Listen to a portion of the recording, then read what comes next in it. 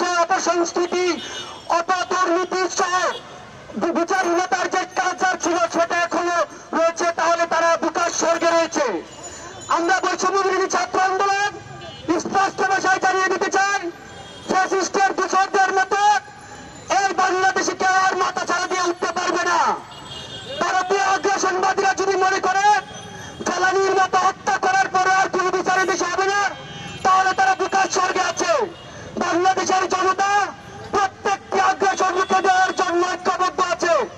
এখন থেকে সকল রাজনৈতিক দল, ছাত্র জনতা ঐক্যবদ্ধ রয়েছে।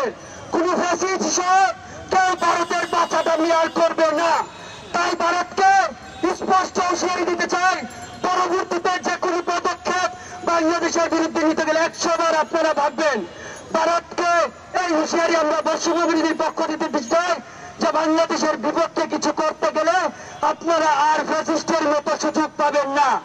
তাই আমরা বাংলাদেশ থেকে বলতে চাই, দ্রুত সময়ে ধর্ষণ এবং হত্যার বিচার করেন, ফেলানি সহ যত ধরনের নৃশংস হত্যাকাণ্ড আছে সবগুলা বিচার করেন এবং বাংলাদেশের সাথে জনতার সাথে সুসম্পর্ক বজায় রাখেন।